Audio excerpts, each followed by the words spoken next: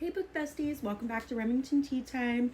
Today's cozy cup is going to be a salted caramel black tea and a spiced apple chai in my poison apple mug, because today we are going to be talking about The Poisoned Daughter by Sheila Masterson. So I just finished this book a couple days ago, and I've seen it all over my For You page. Lots of people saying it's a crazy good 5-star standalone. For me, it wasn't. It was actually only 3 stars. I loved the concept of this magic system. We've got divine blessed humans with a mix of vampires, corrupt government, power imbalance. I just didn't love the pacing of the enemies to lovers.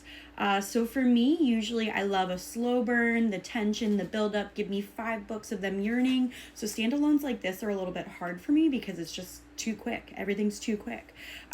So we had the FMC Harlow and the MMC Henry almost immediately in their marriage contract have to consummate their marriage as sort of like a sacrifice to the divine of pleasure.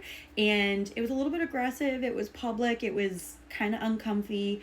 And I didn't like it. I really didn't. So if you're somebody who enjoys kind of skipping straight to smut before you get any kind of plot development, this is going to be the book for you. Not necessarily somebody like me who likes to have, our FMC and MMC know each other before they actually do the deed.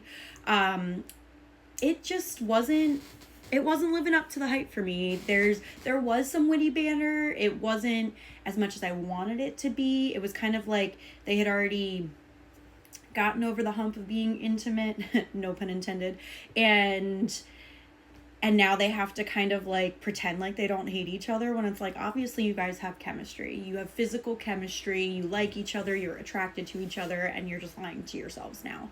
I understand that was like a whole concept with the divines, but it just didn't work for me. I was kind of hoping for a resolution with our drained, which are our vampires. I feel like in this book, just because everything was so quick paced, we didn't really get that. We kind of had like one attack scene. There were 2 other scenes, but it was more of like after the fact for plot development. And then at the end, we have the 2 cities kind of decide that they're going to be friends again and help each other with the drain, but they don't actually show us any of the resolution for that. We don't actually get like a happily ever after, the drained are gone. It's just kind of like a fade to black almost, and like a, hey, they're going to be working together to get rid of these guys. For me, that's where I'm like, this should have been more than one book. This should have been paced out a little bit better.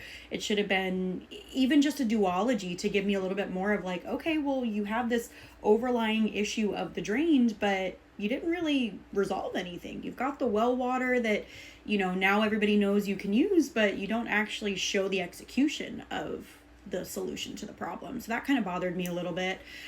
We also have the at the end, Henry has been planning for 10 years. Him and his family have been planning their revenge on Harlow's family, and while they get the revenge, Henry, we don't even get to see him like telling his family what happened. So that for me made me feel a little bit gypped, because I'm like, they're also due some revenge, and they don't get it. It's just kind of taken from them, and so the reader's supposed to just kind of assume that like they're okay with it too, because Henry's okay with it because he's in love with Harlow. I don't know. There were some parts that I really did enjoy. Like I said, some of the witty banter was nice, the back and forth. Some of the romance parts were really good. I did like, Henry finally seeing in color, and Harlow, obviously we knew that was going to happen. I liked that the 2 twist at the end where we find out that Harlow's sister Adia is actually not dead. That blew my mind. I was like, oh, okay, so she's kind of been talking to herself this whole time. And the other part where Rochelle is revealed to be her brother Kellen, that was kind of good, but it was also kind of like the solution that sort of checked off all the boxes, I feel like, in the author's mind of like, okay, these are the things that we need to resolve, where, like I said, we don't get an actual resolution for the drained. And then I think one of my biggest issues with this book, in addition to the pacing, was just we have a lot of really heavy underlying trauma as kind of like a subplot for our characters.